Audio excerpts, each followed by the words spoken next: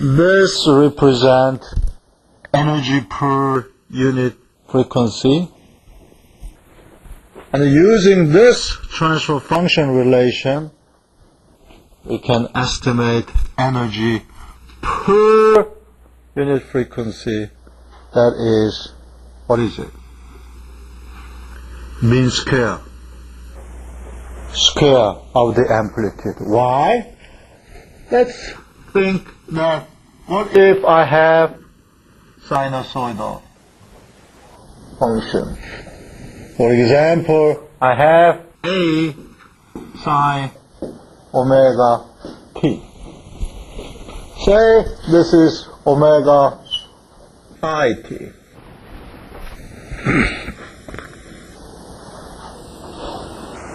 Okay?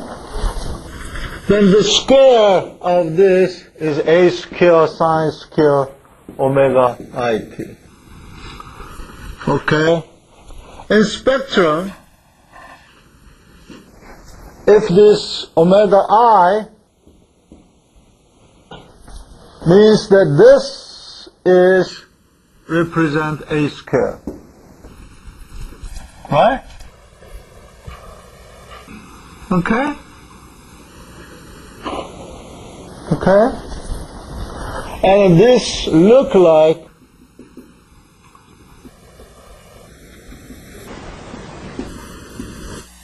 and this is A square. Okay.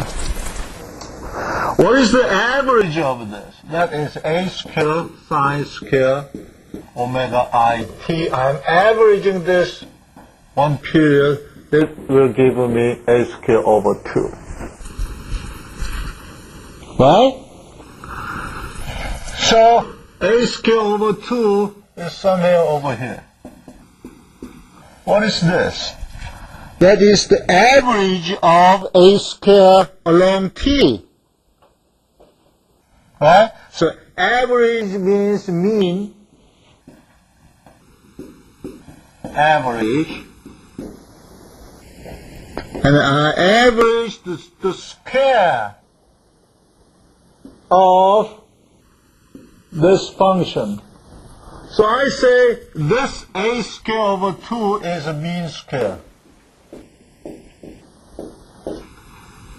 Okay? So again, this means that the area in the spectrum represents the mean square value. Mean square value. Because the area in the spectrum represents the energy, and we look at using simple example, and we found that the area in the spectrum represents the mean square energy of the frequency omega I. Okay? If I use this, that means, okay, I have excitation like this, and I have a transfer function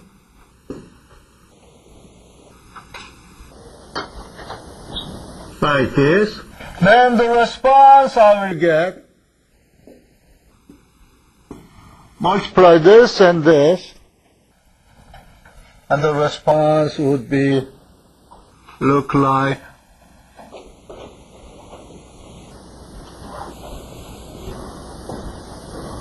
this. Okay?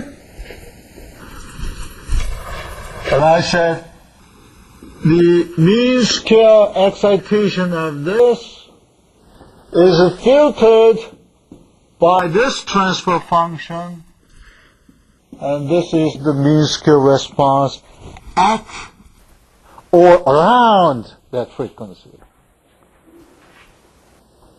Okay, let me demonstrate using my body.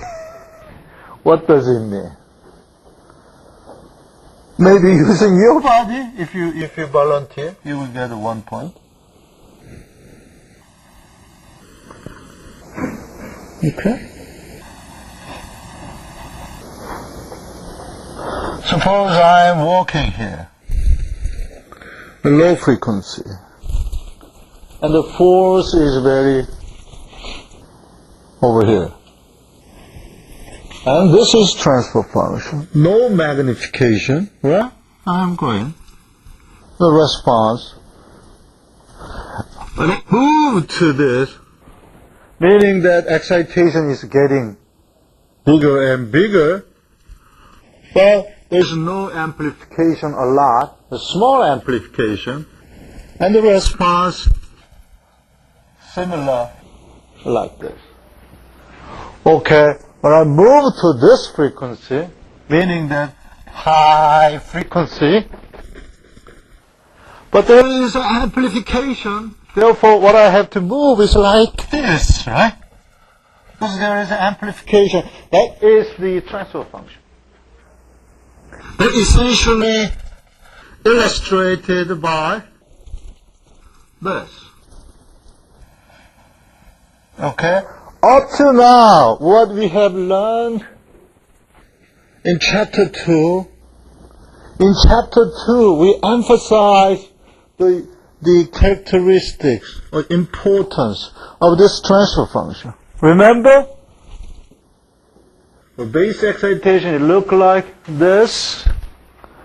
Okay, in some case, we found there is a square root 2 independent of damping ratio. And we also look at the phase relation and so on. And we discussed what happened in high frequency using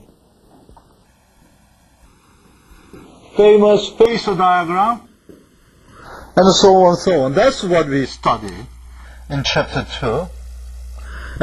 And in chapter 3, we introduced the impulse response function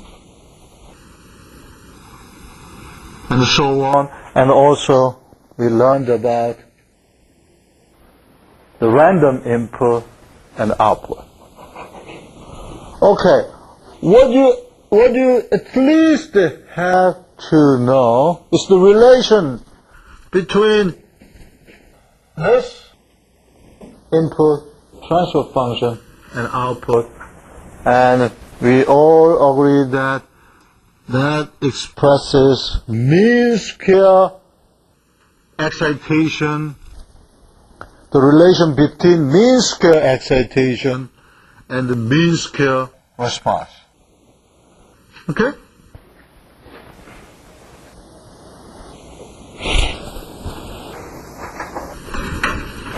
You can understand, but it's not really, right? Because you just hear it and you saw it, but you didn't do by yourself. If you hear, you forgot. If you see, you remember. If you do, you understand. Therefore, please do the homework by yourself. Then you can understand. But I'm sure that you understand the concept behind of this approach. This is a really, really complicated, in strict sense, hard concept. And normally we teach this in graduate course. We spent about half of the semester to teach this concept.